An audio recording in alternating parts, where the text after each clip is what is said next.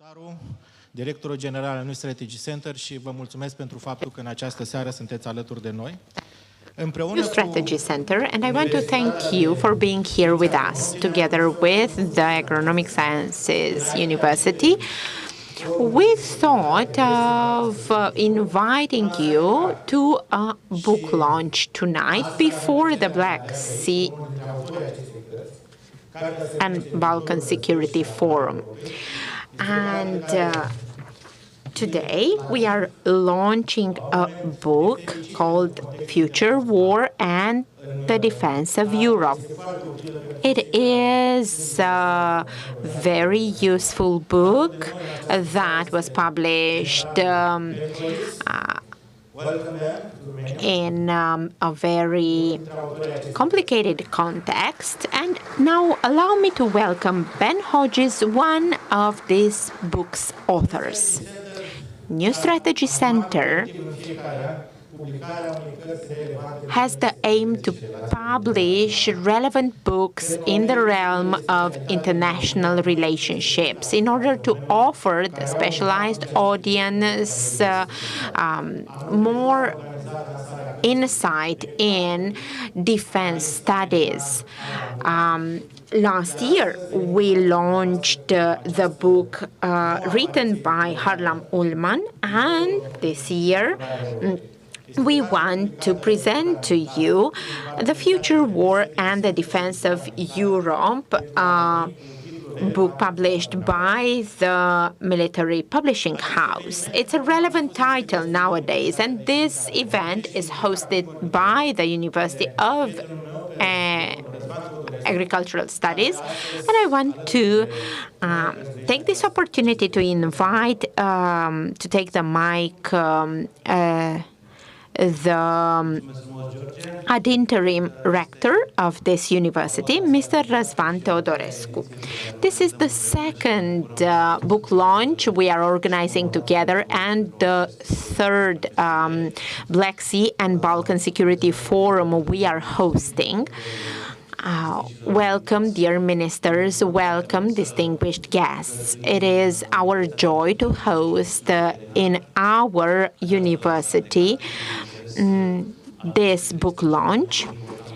I think this is the most important security forum in our country, and it is an honor and a joy for us to be the hosts of this forum.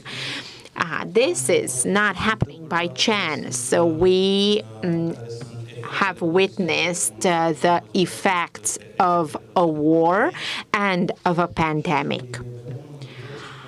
And we can all see that some resources are being used as weapons in this war. And I think the academia and universities can play an essential role in the future of young generations. As the book tells us, it is of utmost importance to understand the perspectives some have on our vulnerabilities, because the young generation should be able to react one way or another and carry on. Our university has celebrated 170 years this year. It is the oldest university of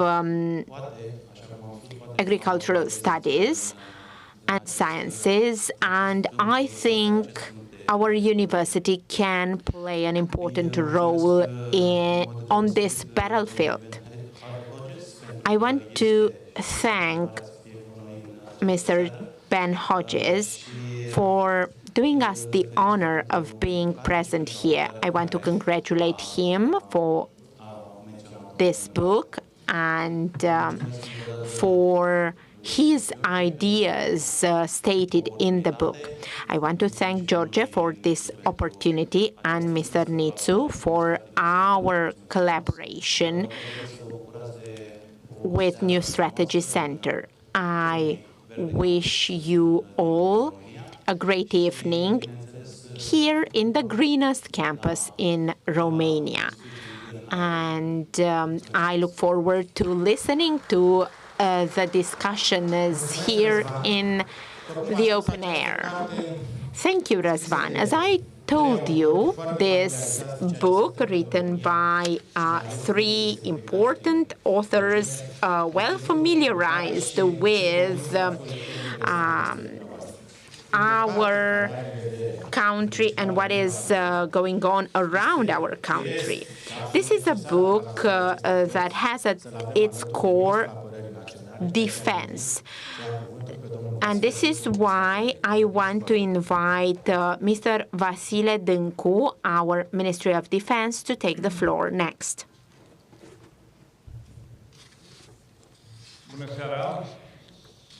Good evening. Dear guests, dear ministers, generals, members of the parliament, dear friends, dear New Strategy Center friends, we are now participating at an event, and this is a book that in itself is an event. I've read the book. I've read it in stages. And I could say it has qualities that make it exceptional. Romania and Europe bears a great importance within this book. And after the new NATO strategic concept presented in Madrid, after so many struggles of rebalancing the strategic compass between NATO and the EU, I think the writers of this book are the first ones to have this forecast well guessed. I think Europe has finally managed to set itself on the right track.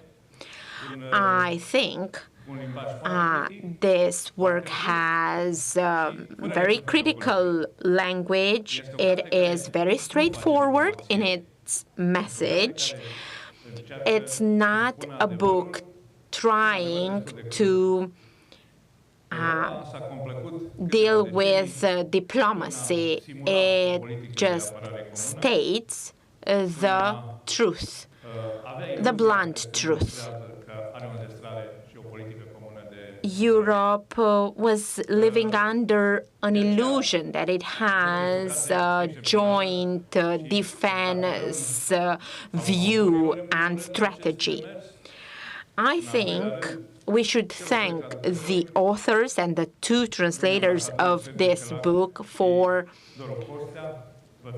dotting the I's and crossing the T's. I want to congratulate you for the quality of the translation of this book, because this book has very complex concepts.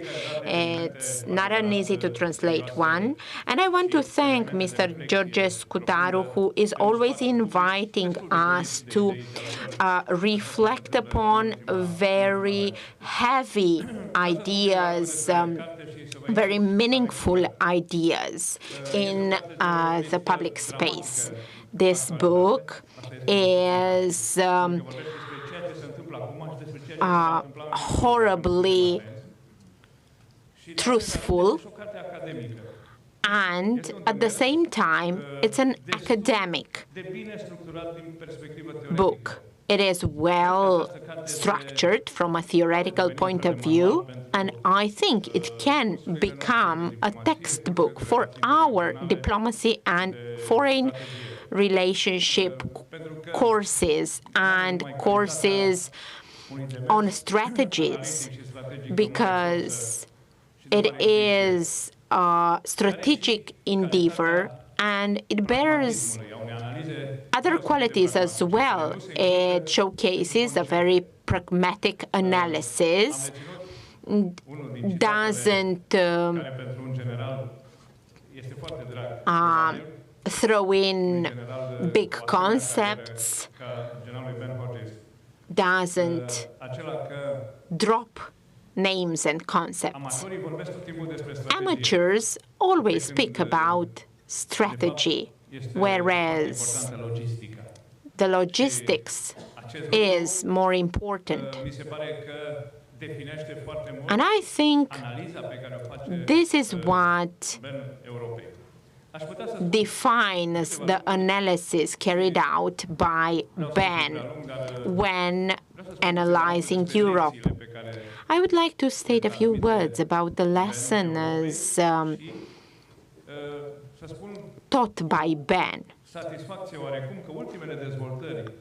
The latest developments, and I just came back from Prague this week, where I met other ministers of defense. The latest developments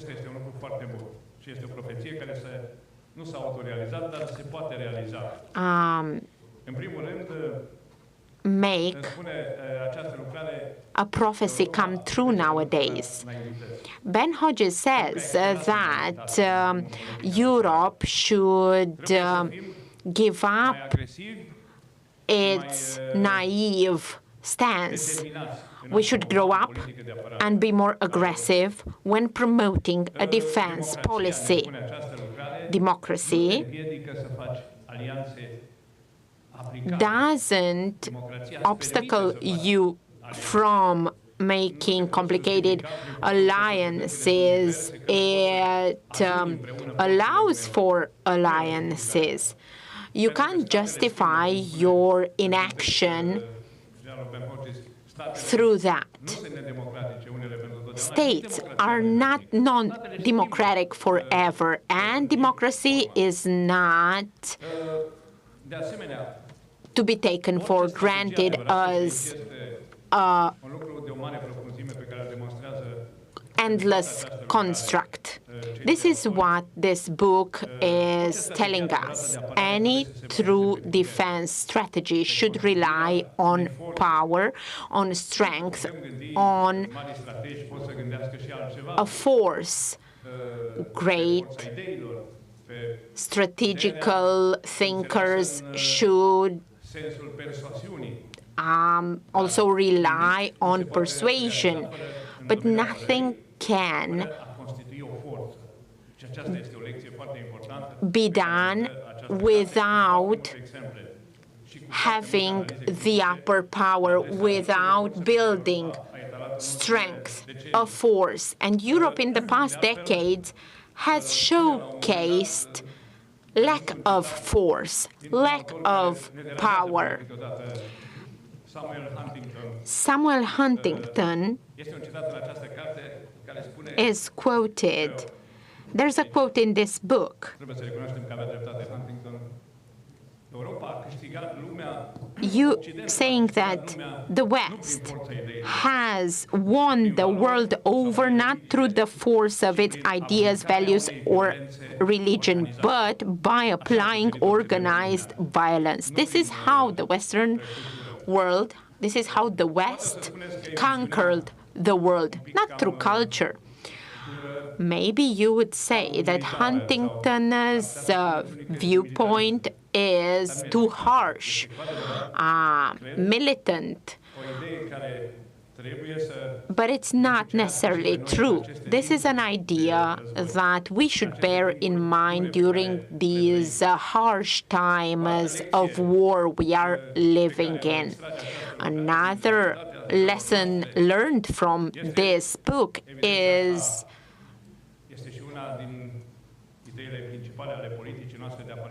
one of our main defense policies ideas. It was a very clear-cut idea of our Romanian policy. namely that Europe cannot defend itself alone. Europe needs the US. This is an idea that, beyond our European illusions and aspirations,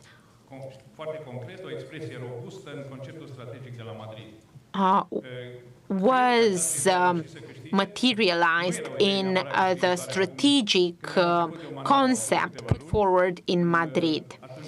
When I came to office and I tried to explain the importance of the Black Sea and that Russia should not be viewed as a partner for NATO countries, but as a danger, at European level, I did not have too many supporters.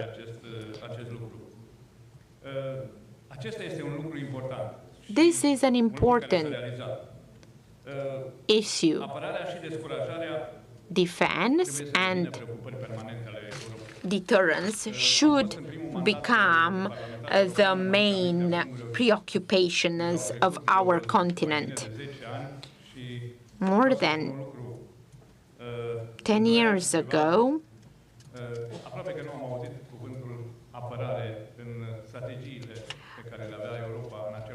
the word defense did not appear in Europe's strategies. We tried to create civil protection force because 10 years ago we were fighting with wildfires or with flood.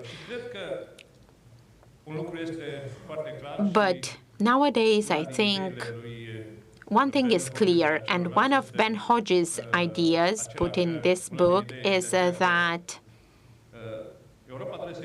Europe needs to think that the US's support should not be taken for granted, is not here to stay forever. The US is viewed as one of Europe's daughters, but Europe should start to think about its defense and prepare alone for these endeavors. Europe should have its own ambitions and defense capabilities. Yes, of course, with NATO interoperability, but without an integrated defense strategy that bears Europe's signature, it will be very difficult to defend our continent in the future. There are many lessons to be learned from what we decide at European level. I would like to invite you to read the chapter about Russia and about how Russia prepared itself in the past years and its aggressive attitude. We got used to the idea that Russia is only a small regional force, not ready for anything great. But this book shows with data the way in which Russia's politics was presented. It also describes its propaganda, its complex strategy that put to sleep the European spirit. And this will lead us on a very dangerous path. One more thing I would like to say. The main topic of this book is that Europe needs America and it cannot defend itself right now. But what this book is also saying is that the US need Europe just as much. It is obvious that we also need to prepare ourselves and embrace this idea of an integrated defense strategy here in Europe and bring our contribution to it. I think the decisions taken last year by most European countries in coordination with NATO show a change in our perspective.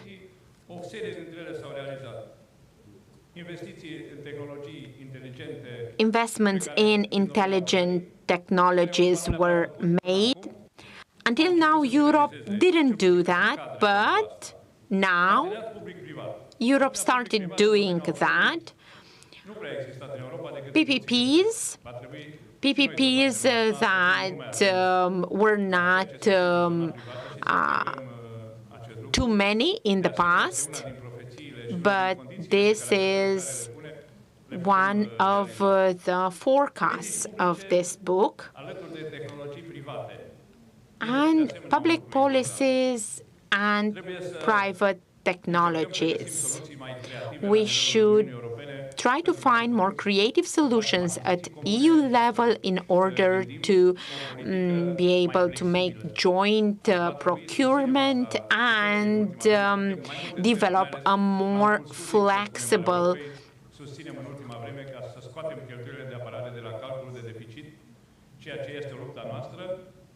solution to budget for the future, because Europe needs a much more flexible legislation and less bureaucratic decisions in approaching integrated defense. I would like to thank the authors for this free of charge analysis of our continent. This book is not only for professionals in the field of defense and in the military. I think this has also a teaching value because it's 360 degrees analysis of all aspects. I would like to thank the authors and congratulate the authors and Mr. George Scutaru for this initiative. Thank you very much. Thank you, dear Minister. When we launch a book, I think it's it's uplifting to have such an analysis as the one you've carried out, which speaks numbers about what you think about cooperation in the military matter. General Scutaru, General Hodges came to Romania and he contributed to the strengthening of the strategic partnership between Romania and the US. And this good military cooperation we see today is largely due to his contribution. The military bases from Babadak and Mihail Kogălnicianu are quite well known to Mr. Ben Hodges and to Mr. Daniel Petrescu, whom I am delighted to give the floor to. Good evening. It is a pleasure and an honor to be here today in this event. It is indeed, as it already has been said, an event book and an important event about strategy. I was prepared to tell you more about strategy, but hearing the previous speech and Ben's view, I realized that I need to speak about about tradition, which is generated by an ambitious education project, and a tradition to increase the strategic culture in our society as a whole. It was a pleasure for me to take part in the launch of the fifth horseman of the apocalypse last year, and I remember a photo with this book. It's an honor for me to take part in the launch of the future war and the defense of Europe. And I'd like to say a few words about the co-authors. Ben is a friend of Romania, a friend of the Romanian army, and I'm glad that Minister Dâncu has also noticed that he has provided free of charge counseling to us. And he has contributed to the strengthening of the allied capabilities here. Mr. John Allen, former commander of American forces in Afghanistan. Then Mr. Julian Lindley-French, distinguished visiting research fellow in the National Defense University in Washington, D.C., senior fellow of the Statecraft Institute from London, the manager of Europa Analytica from the Netherlands, and a fellow of the Canadian Institute for Global Affairs. It's amazing how they managed to bring together their ideas. The book was first published in English in 2021 in the context of COVID-19 pandemic and of the aggressive Russian posture in Ukraine. I congratulate you on this initiative. It is an incisive book which counteracts some hypotheses formerly held about European defense. And I think it encourages us all to better reflect about a conflict involving NATO and the Russian Federation. This is a fictitious book, but it speaks about current scenarios. The first scenario describes a defeated Europe, whereas the second scenario describes a defended Europe. Of course, I would much rather care for the second scenario. Moreover, we need to act in order to contribute to this defended Europe. Here, the book pushes us to have a closer look to the lessons we learned from the past, the need to have strategic ambitions, the importance of a pertinent military power in order to have a minimal defense and a credible deterrence. The importance of having a political cohesion, the need to share the burdens, the central place of innovation for an efficient defense, and the need to have clear strategical intention. This book is important not only for the military public, but for the general public as well. This book clearly showcases the geostrategic dynamics from the post-COVID-19 period. The pandemic not only deepened the gaps between our Western societies, but it also increased the strategic dissonance of the big actors. The book's thesis holds that the most pressing reality for NATO is one considered hardly acceptable by most Europeans. That is, that Europe's defense will depend on the Europeans themselves. Therefore, Europeans have to become first responders and effective ones in case of a major crisis happening inside or around their continent.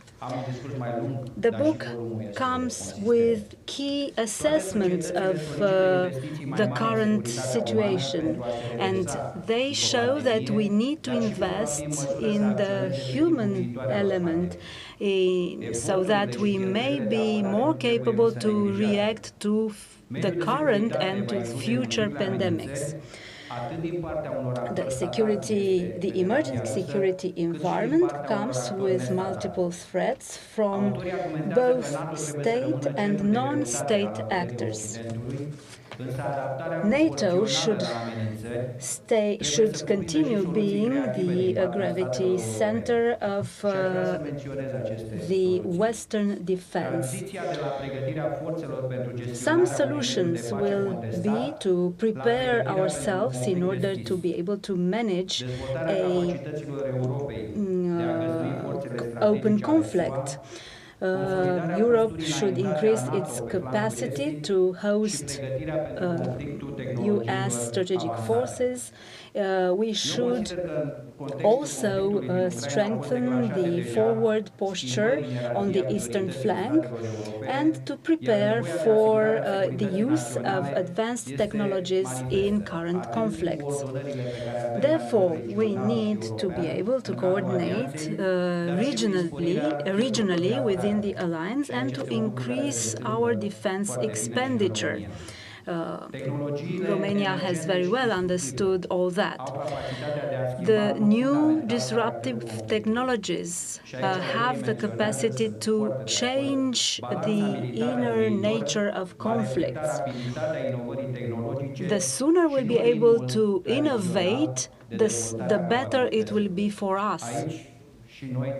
So we need to carefully reflect about how to develop our capabilities and how to integrate innovation. We need to adapt within NATO, operationally wise, in order to be able to respond to a major conflict. We see this in reality. We have a new strategic concept within the alliance. We have a concept about defense and deterrence. We are intently working on. I invite you all to read this book, The Future War and the Defense of Europe, because it comes with a very well-grounded analysis. Of course, the timeline of certain events has not been observed, but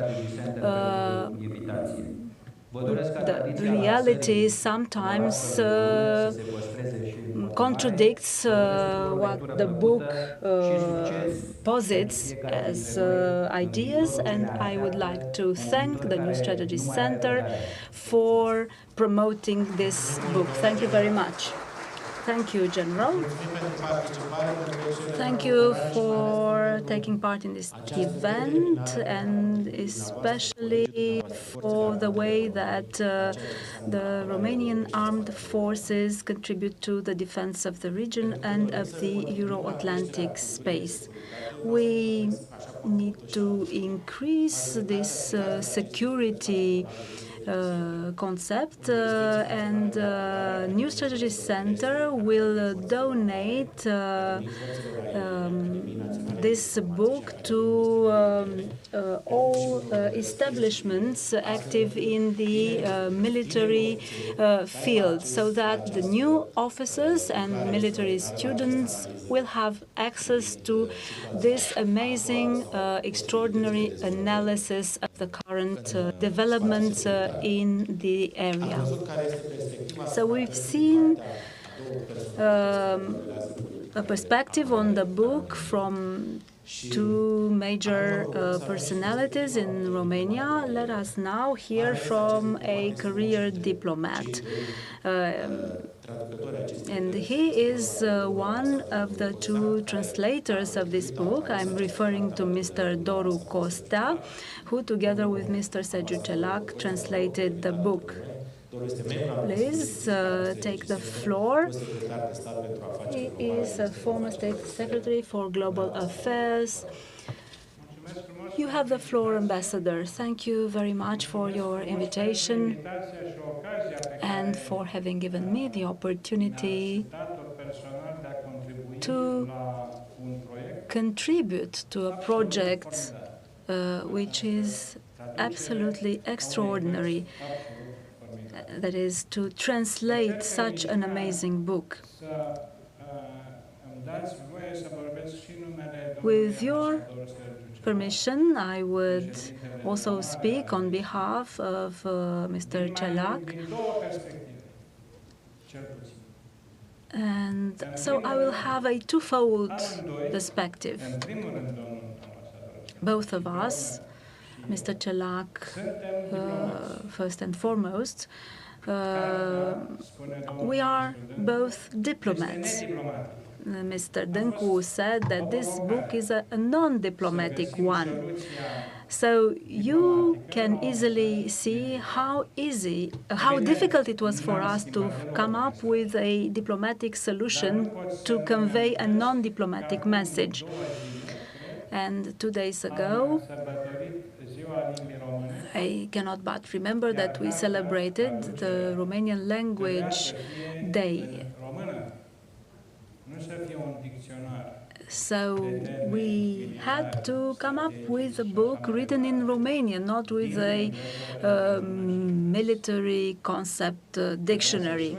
So it needed to sound Romanian and to convey an English message. And then you are all familiar with the adagios that says tradutore, traditore. So the translator is a traitor. So this is the essence of a diplomatic mission. I will not go deep into an analysis of this book.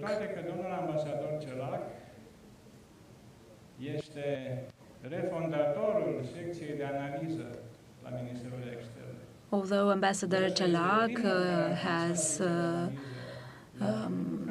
created the analysis or analytical department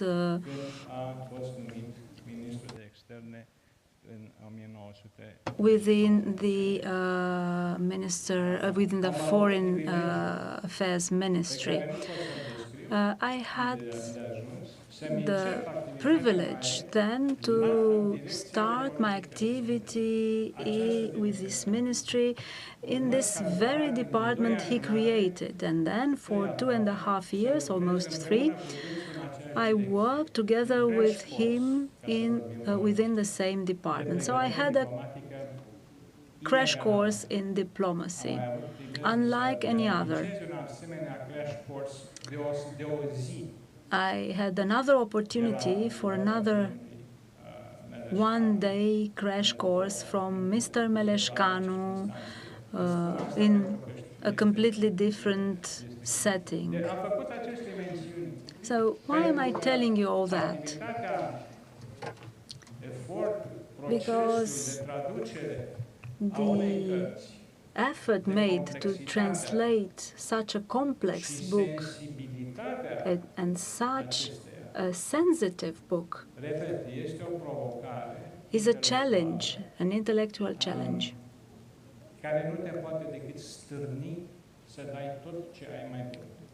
And we were pushed to do our best. All we can hope for is that you will read this book, and while reading it in our translation, you won't think about how things sounded in English. Of course, some concepts were left the same, such as big data or machine learning. This is not trivial. These are not trivial details. Quite to the contrary, these are important aspects, and they make us understand that we need to change our mindset. We need to think more about technical progress, about advanced science in our day-to-day lives. I'd like to thank you for your patience. I'd like to thank George for the opportunity to speak here in front of you, and of course, please do read this book. Thank you. Mulțumesc mult. Thank you very much, Doru. Thank you for the efforts you made together with Ambassador Sergiu Celac. This wonderful book was first published in English and then in German, and now it is being published in Romanian. The effort of publishing it here and bringing Lieutenant General Ben Hodges here was possible due to our sponsors. We want to welcome Mr. Cătălin Podaru, the General Manager of UBTEC, and Leviathan for supporting this book, its translation and publishing, because we wanted this book to be a bridge between young military and the authors. And now I give the floor to Mr. Adrian Pandea. Many of the previous speakers said this book is a necessary tool to educate young officers and the young generation when it comes to current security challenges and future security challenges. We rely on the current generation of generals, but at the same time, we need to work in order to create a security culture and educate the future generation of generals. And since we are talking about education, we've invited here the Minister of Education, and he is also the one who first opened his doors to us to host here at the Agriculture Sciences University this event. And now I want to give the floor to Minister Sorin Câmpeanu. Thank you for inviting me at this event. This event reunites distinguished representatives of the diplomatic corps, of the academia, and military, together with important representatives of the economic environment in a highly complicated, highly complex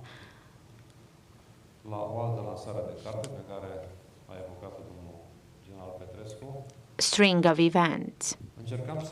I remember that a few years ago we were trying to convince people about the necessity to have a security culture.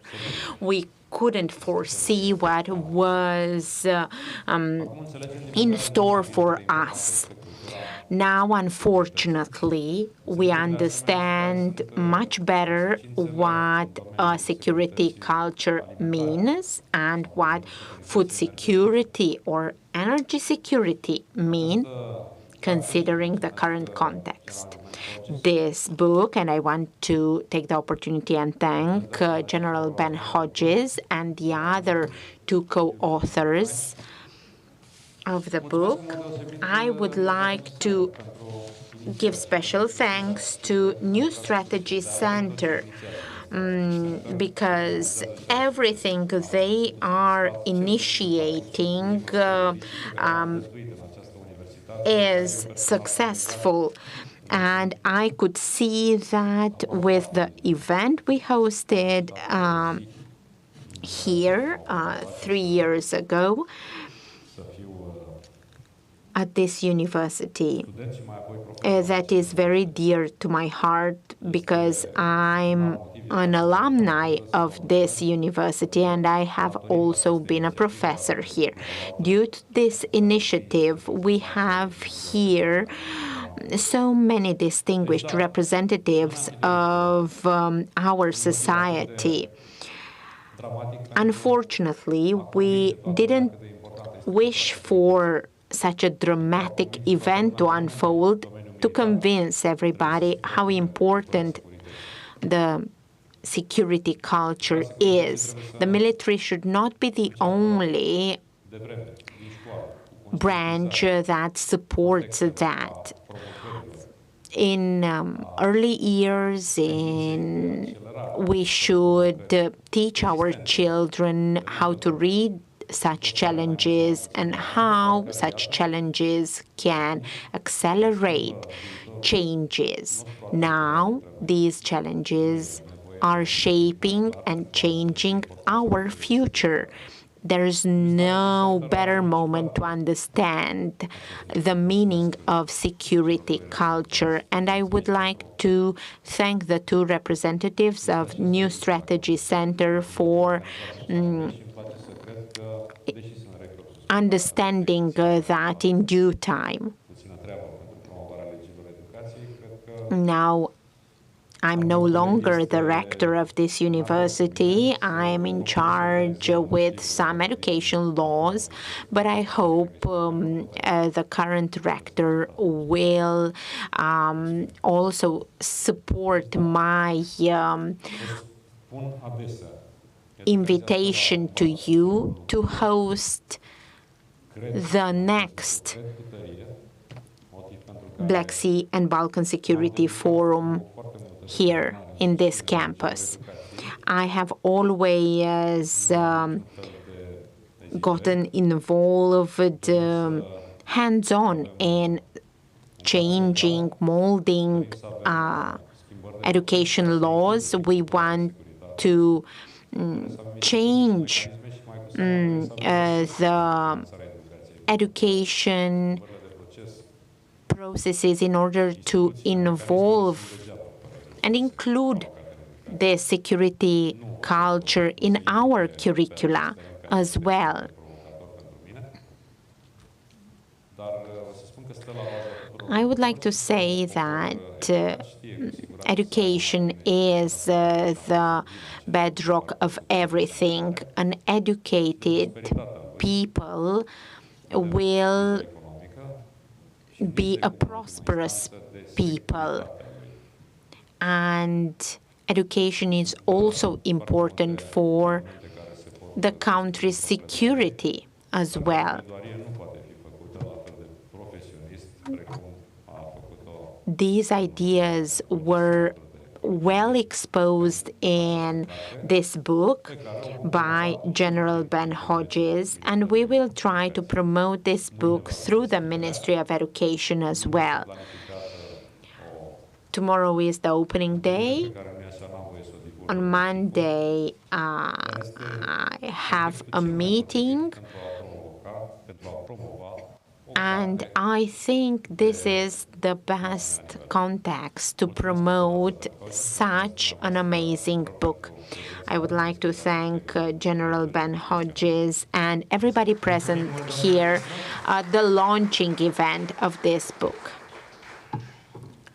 Thank you, dear Minister. Thank you for your wonderful words, and I would like to thank you for our excellent collaboration. We are glad that you are open to host the 7th edition of Black Sea and Balkan Security Forum here in this campus. Thank you for your generosity and your support. I would like to take this opportunity to thank Ben Hodges for the excellent collaboration we have.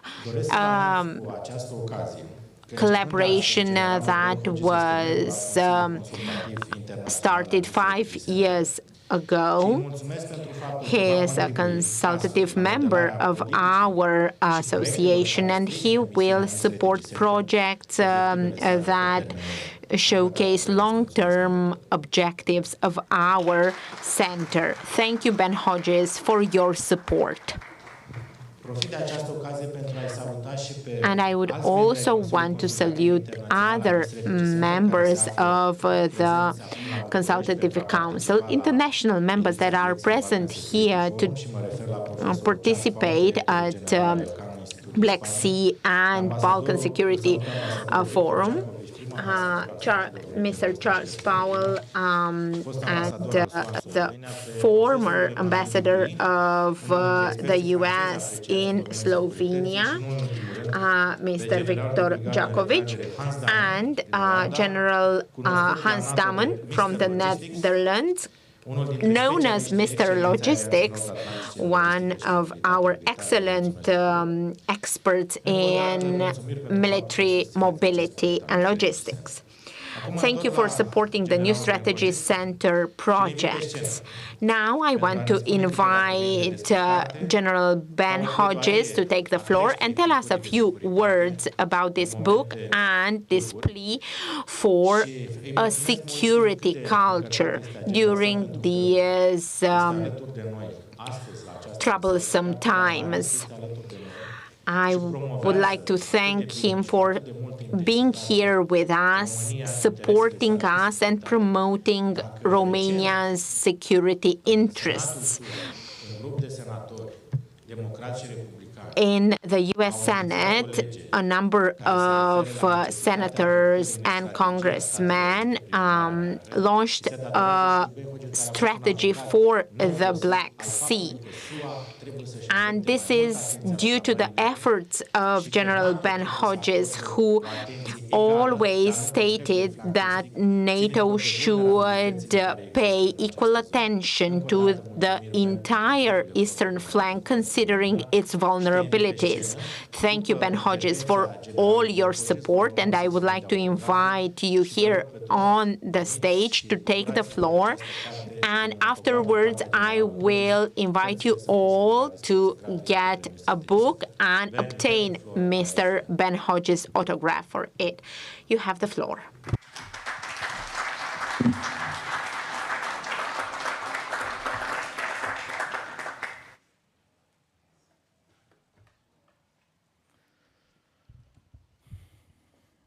George, thank you for your personal investment and your service to Romania in so many different ways, and things like this, and pushing all of us to do our best. Thank you for that. So, Ambassador, I love that you commented on the difficulty for an ambassador to take military language and translate it into something that could be used. Imagine how difficult it is for soldiers to take diplomatic language and convert it into something we can do.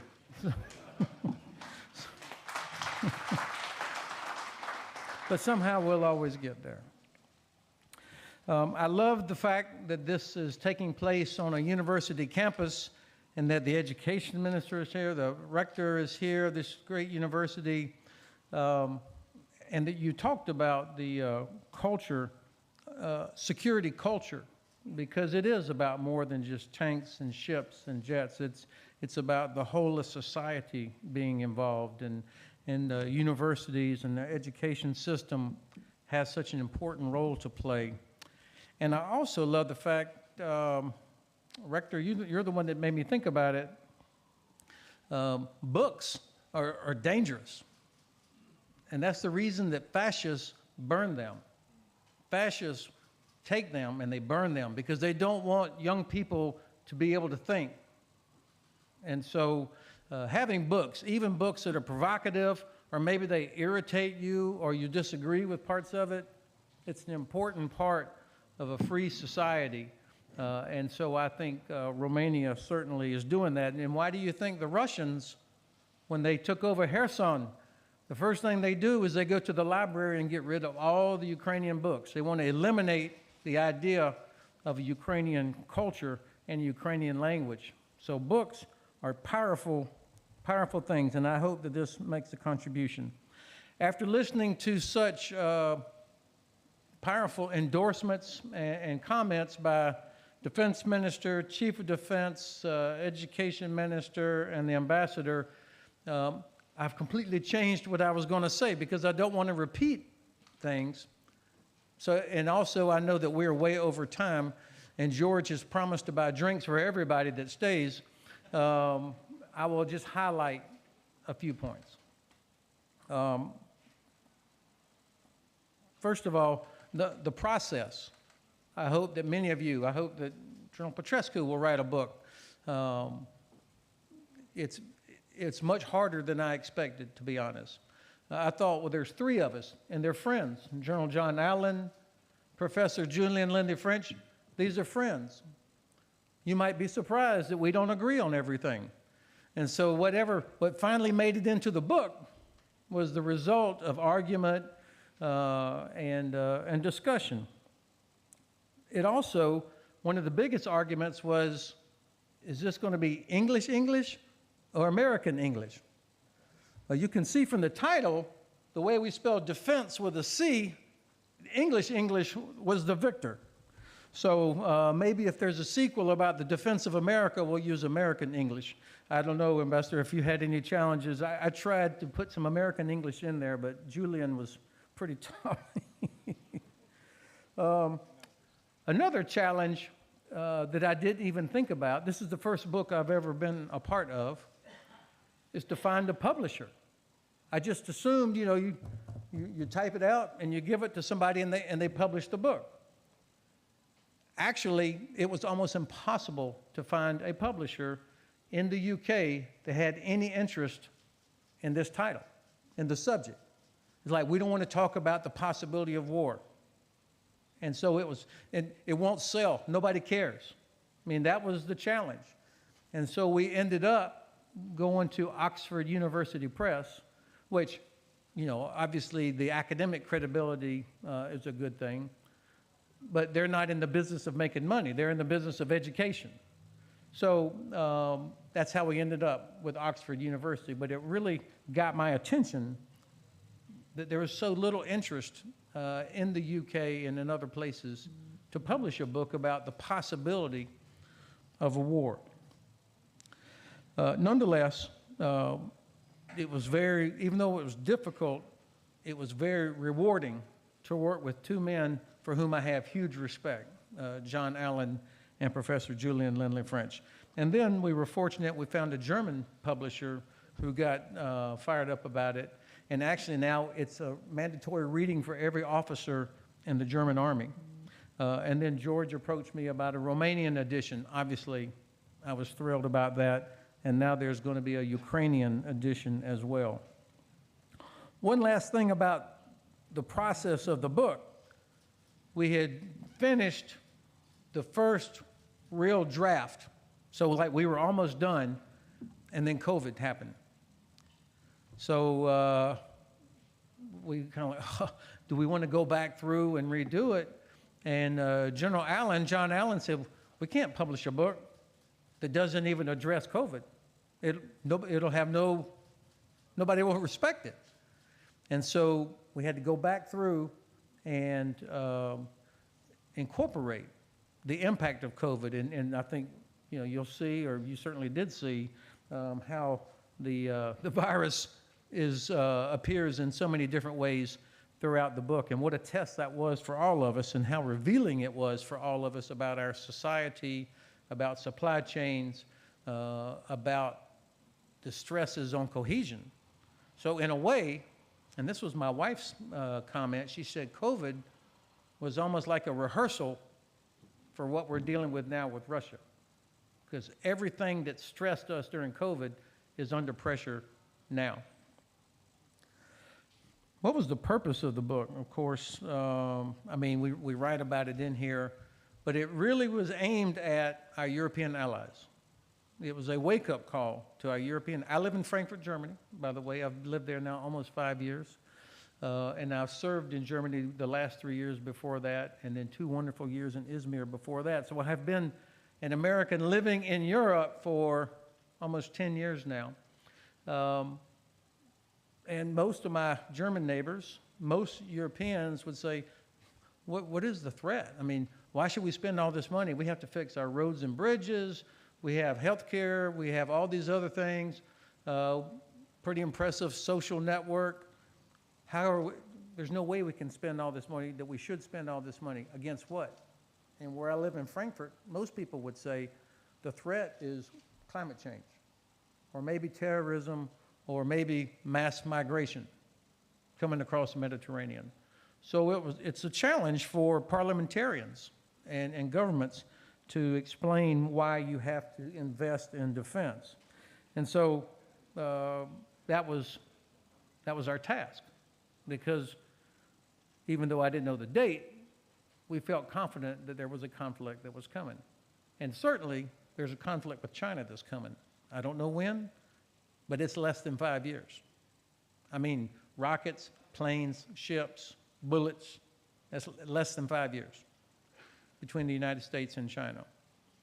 I hope it's small. I hope I'm wrong, but my assumption is that it will happen, not because we want it, but because clearly President Xi and the Chinese Communist Party want it, because we have not fought them since 1951, and so they are building ships today at the same rate that we did in World War II. I mean, 24/7, 3 shifts, nonstop.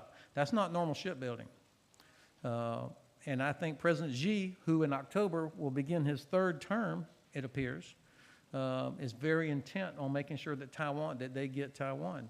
And so I think the possibility of a conflict with China is very real. What does that have to do with Romania or our European allies? It means that Europe is going to have to be more capable of stopping Russia and other threats without too much American help if we are, in fact, in a conflict with China. Now, most of what we have in Europe is not necessarily required in the Pacific.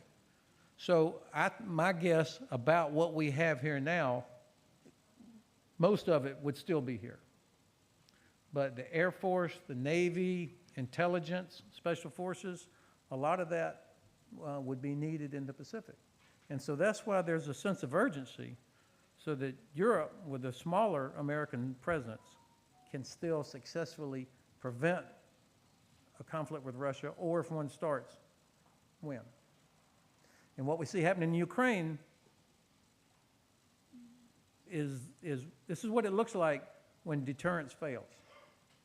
When you demonstrate you're not prepared, when you demonstrate that you're not serious, you get 24 February. That's what happens. And we all are paying the price, and especially our Ukrainian friends are paying the price, because we did not act properly after Russia invaded Georgia.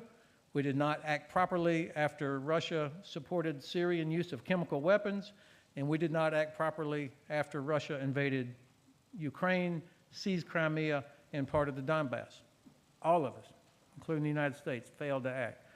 And now hundreds of thousands of innocent people have been killed because of that. And now we're all trying to catch up. That's what it looks like when deterrence fails and when you don't take the threat seriously. Fortunately, there's enough good people involved now that are focused on this, and certainly Romania is in the front rank of nations that are doing their part. Now, just 2 or 3 more points. People ask me sometimes, is there a part of the book that I like the best? I would like to say it was the part that I wrote, but that's not true.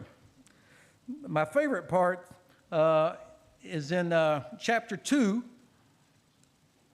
that talks about, or it has 20 lessons, 20 specific things that have to be done. So if you don't read anything else, go to chapter 2 and go through there, and there might be 4 or 5 or 6 that you would agree with that might be useful. My second favorite part of the book, of course, and General Petrescu alluded to it, the hypothetical scenarios at the front and at the end. The hypothetical scenario at the beginning is terrible. It's horrible. I mean, you know, we are not prepared for cyber. We're not prepared for modern war. Things don't work. The enemy has us, and of course, it all happens at once.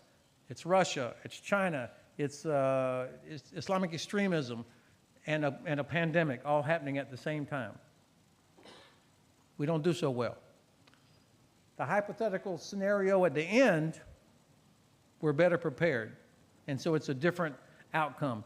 You could challenge, I mean, they're hypothetical. You could write your own scenario, but the purpose of the scenarios is to give you a picture in your mind of what it looks when an aircraft carrier goes to the bottom of the ocean. I mean, you want to see the U.S. Navy have a bad day? Go to an exercise where they lose an aircraft carrier. I mean, it's terrible. And the Chinese know this. There was a retired Chinese admiral said, Americans, they don't like casualties. Let's sink one of their aircraft carriers. I mean, so that's what they will be trying to do early. That's dramatic. You lose something like that. So that's what these scenarios are for, is to give you a visual. And then finally, and I'm going to address this both to the Minister of Defense and the Chief of Defense, as well as future Chiefs of Defense sitting back in the back. It's chapter 9 called Defending Europe, and there's a section that specifically talks sharpening the tip of the spear. It's about exercises. I mean, that's not very exciting. I mean, it's exciting to be on an exercise, but it's hard work to plan one. It's painful to pay for one. And if you live in a town where vehicles are going through your town, you hate it. Unless you're selling Cokes or cakes to the soldiers, then it's not bad. But I think the most important duty that any military has is to sharpen that spear. And the only way you sharpen that spear is to do hard, realistic exercises to the point of failure. If you never have a mistake in an exercise, it's not an exercise. It's a demonstration. And I made the mistake too many times of focusing on what we call DV Day, Distinguished Visitor Day, because it is important. You want members of the Parliament or the Bundestag or the Congress to see where all the money's going. You want members of the press to see what's happening. You want ministers, prime ministers. I remember being very proud when President Johannes came out to Chinku to an exercise. This is very important. But we put too much effort, perhaps, in that part of the exercise, and we need to protect commanders, allow commanders to do very hard exercises where they fail. Because if you don't practice to the point of failure, then you never find where the problems are. It is so hard to communicate in an electronic warfare environment when you've got 5 different nations all involved. Or you're trying to protect against missiles flying into a city. You've got air, land, sea, American, British, Romanian, Polish, Italian, all on the same net. It's very hard. And if you don't practice it, then those missiles are going to fly into Romanian apartment buildings. But it's embarrassing when you fail. And so I would encourage all of the political leaders in here to make sure that military leaders are protected when you do an exercise. In fact, you should criticize them if you have an exercise without failure, without mistakes, if you don't learn something. And I think this is part of the security culture as well. Okay, my last 2 points, and then I will, by the way, I will stay around until the last person leaves, if anybody has a question or whatever tonight. Logistics and training. So General Dahman from the Netherlands, he is Mr. Logistics. I've learned a lot from my friend Hans. But what we see happening in Ukraine is a test of logistics. And Ukraine's logistics get a little bit better every week. It's not perfect, it's fragile, but it gets better every week because there are a lot of friends that are helping them. Russian logistics gets worse every week. And every time an ammunition storage point goes up in smoke, that's ammunition that's gone, but they also have to move further back, which increases the load on the trucks that are having to carry ammunition. I mean, this is simple stuff. It's actually very simple. But because Ukrainians now have the ability to reach so far, they are damaging Russian logistics. And the Russian logistics system is not set up, it's not designed to support sustained land combat outside of Russia. So it's having to do something it's not even designed to do. And they're failing. They're failing. Forget ammunition, they cannot even get repair parts, new barrels, lubricants that are needed for every piece of machinery. They can't get it there. And so I think when you think about budgets, the cost of real-time, real-war logistics, and this is just a fight with what you have. I'm not talking modernization. I'm talking about just the fight. The amount of ammunition required is phenomenal. The Russians have used more artillery ammunition in 6 months than we used in the last 20 years fighting in Iraq and Afghanistan at the same time. I mean, we don't have any concept of those quantities. And so for deterrence, Romania, Poland, Germany, US, UK, we all have to invest in having enough munitions, artillery, rockets, javelin, everything. That's painful. And having the transport to be able to move it. I mean, a 200 or 100 kilo, that's not something you put on your back. The last point is about training. Every video I have seen, I mean, we get focused on technology, cyber, quantum computing, machine learning, satellites. This is all part of modern war. But at the end of the day, it is a soldier or a sailor that actually has to do it.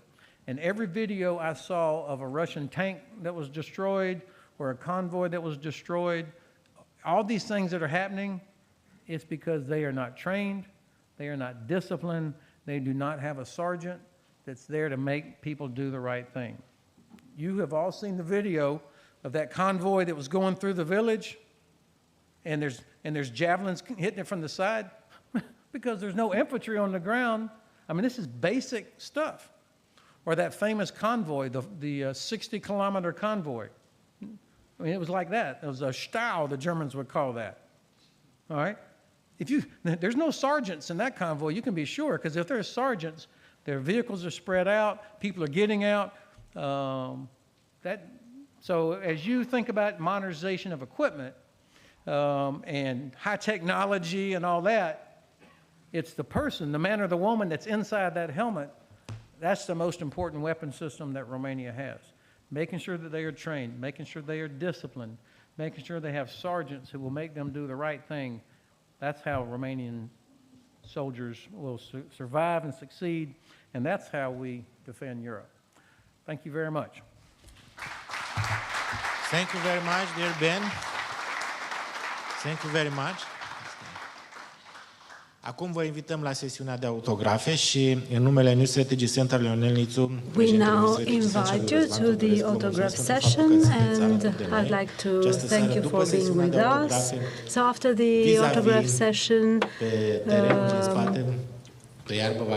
outside, we'll have a welcome party for those of you who stayed with us until now and will come tomorrow at the Security Forum. For your support for coming here.